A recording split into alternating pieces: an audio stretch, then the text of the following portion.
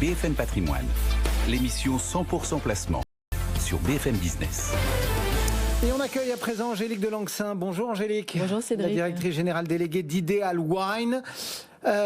Généralement, on est toujours un peu guilleret quand on entame cette chronique ensemble, Angélique, parce que c'est sympathique de parcourir les différents vignobles et d'envisager comment ça peut contribuer à notre patrimoine. Et cette fois-ci, il y a un petit pincement au cœur, voire un gros pincement au cœur, parce qu'on a tous découvert de superbes images graphiquement très belle, mais le gel a parcouru les différents vignobles et c'est pas très sympathique.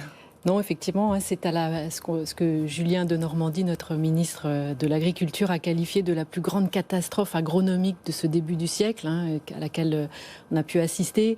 Tout ça est lié en fait à une grande précocité dans le débourrement, c'est-à-dire l'apparition, l'éclosion des bourgeons qui ont été effectivement frappés par le gel. Alors, c'est pas une nouveauté qu'il y ait du gel début avril, c'est pas une nouveauté que les vignobles soient frappés. En revanche, ce qui frappe, c'est la récurrence de plus en plus et le rapprochement de ces épisodes de gel, avec un caractère en plus cette année doublement exceptionnel, c'est que l'ensemble du vignoble français a été touché, alors atteint à des degrés divers selon la précocité des cépages qui étaient plantés et des expositions, mais tout le vignoble a été frappé et en plus a été lourdement frappé avec des températures qui sont descendues beaucoup plus bas que précédemment. Malgré tout, vous le rappelez Angélique, ça fait plusieurs fois qu'on voit ces belles photos entre guillemets de bougies entre les cèpes pour essayer justement de limiter les dégâts. On a même vu des hélicos venir survoler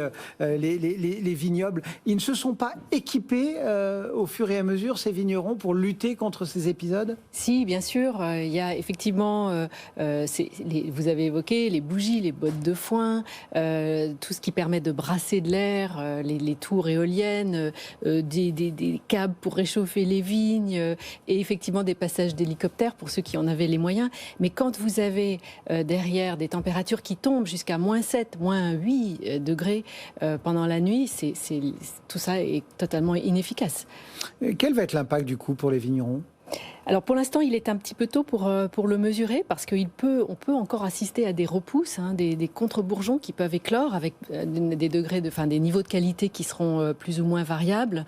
Mais pour l'instant, la FNSEA a estimé à environ un tiers les pertes de récolte pour cette année, avec à la clé 2 milliards d'euros de manque à gagner pour la filière. Un tiers, dans certaines parcelles, on est même allé jusqu'à 80 voire 100%. Oui, parce que le froid, c'est pas comme la grêle. C'est-à-dire que la grêle, elle peut vous faucher une partie d'une parcelle. Ouais. Le froid, il se répand souvent sur tout le domaine. Oui.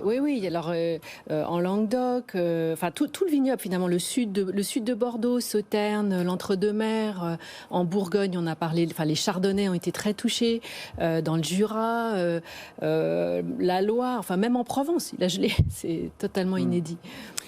Comment est-ce que les vignerons vont pouvoir s'en sortir? Ils vont lisser, comment on va essayer de limiter les dégâts financièrement aussi? Oui, parce qu'en termes d'assurance, les assurances sont très coûteuses, donc c'est pas tout le monde n'a pas les moyens effectivement de s'assurer contre ce type de risque. Donc il y a effectivement une tentation d'augmenter les prix pour les domaines, les régions pour lesquelles c'est possible. Il faut qu'il y ait un déséquilibre entre l'offre et la demande. C'est le cas, par exemple, si je prends le cas de la Côte de Beaune, où les Chardonnays ont énormément souffert. La demande est déjà très nettement supérieure à l'offre. Les vins sont rares, ils vont devenir introuvables. Ça va être très difficile de passer une hausse de prix. Il est possible que, ce serait une possibilité, effectivement. D'autres choisissent effectivement de renoncer à vendre ce qui leur reste en stock pour lisser les ventes et pour pouvoir étaler le chiffre d'affaires sur les mois à venir. Mais ça présente un risque vis-à-vis des amateurs, parce que s'il n'y a plus de vin à vendre, les amateurs, nous on le voit, ils sont très présents actuellement pour d'autres raisons. C'est pas le gel qui les incite à uniquement. Il y a un effet de solidarité sans doute, mais il y a aussi le contexte de confinement, de fermeture des restaurants qui fait que les gens sont très acheteurs en ce moment, très en recherche. Donc un domaine qui n'a plus de vin à vendre, on va regarder ailleurs, on va acheter d'autres choses. Et les ventes... alors, c'est bon pour l'ensemble de la filière, parce que les ventes de vin fonctionnent bien actuellement. Ça, c'est quand même un point positif. Les prix vont donc augmenter, en gros.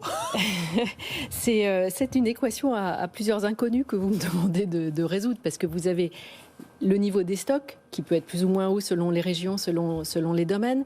Vous avez le niveau de désirabilité d'une région, d'une appellation, d'un domaine, d'un nom de producteur. Et puis vous avez un facteur totalement exogène qui est l'état de l'économie, l'état des marchés, le confinement, les restrictions de circulation, les taxations dans certains pays, le Brexit, enfin... Bon, rien de bien positif du côté économique, quoi. Alors si, quand même, parce que les amateurs, et puisqu'on est ici sur BFM Patrimoine, vous savez bien que les amateurs considèrent que le vin est un actif patrimonial tout à fait intéressant à suivre. Encore faut-il faire les bons choix. Chaque amateur résout lui-même cette équation et ses différentes variables en fonction des régions qu'il aime, des millésimes qu'il recherche, de la perspective et de la durée de conservation qu'il va se fixer pour sa cave.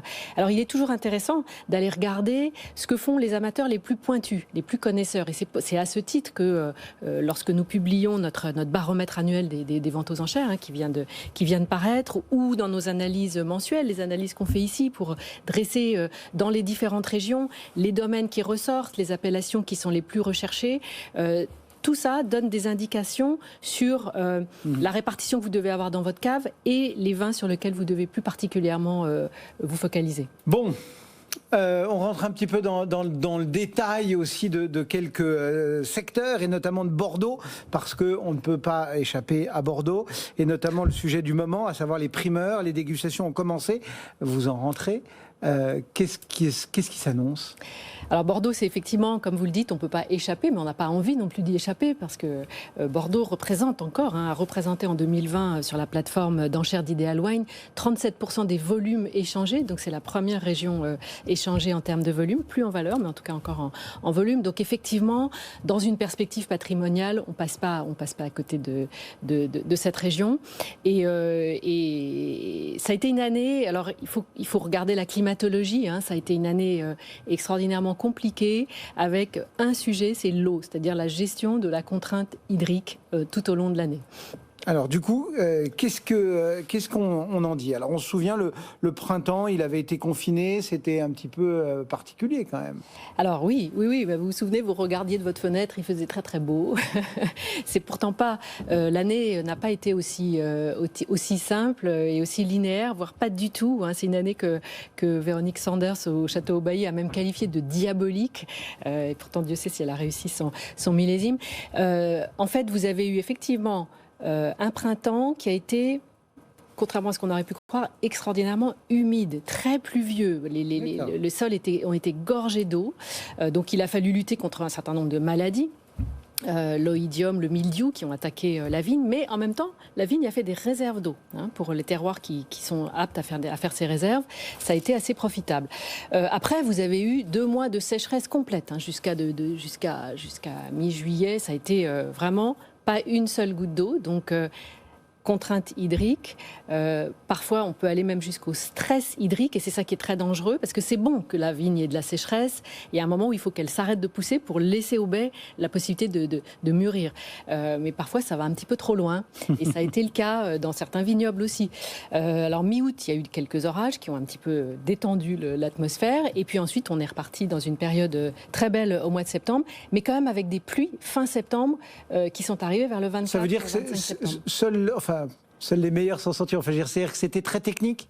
Alors c'est effectivement, c'est tout sauf ce que certains peuvent appeler parfois le millésime chaise longue, où le matin, son café et sa chocolatine à la main, on attend, on laisse la vigne faire. Non, ça n'a pas du tout été ça. Ça a été vraiment un millésime de choix.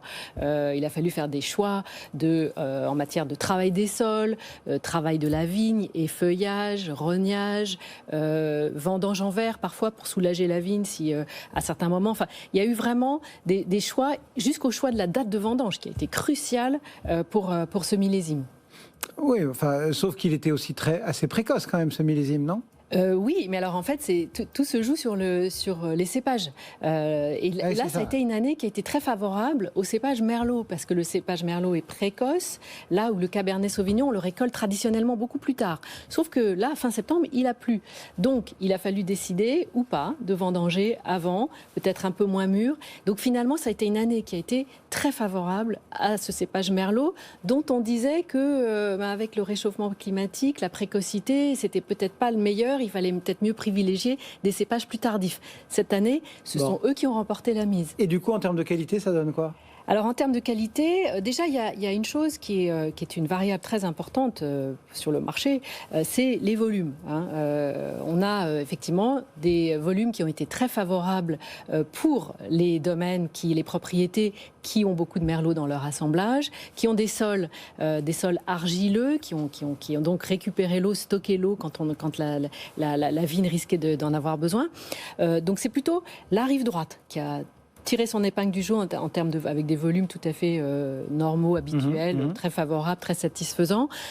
Côté Médoc, parfois il y a eu des pertes jusqu'à 30% à cause de cette difficulté sur les Cabernets Sauvignon. Donc c'est une année, in fine, qui est très variable. Enfin, c'est difficile de dresser un seul profil et de le comparer aussi à un autre millésime. C'est vraiment de propriété à propriété. Il faut vraiment aller regarder dans le détail. Juste rapidement en termes de prix. Ah bah alors oui, désolé.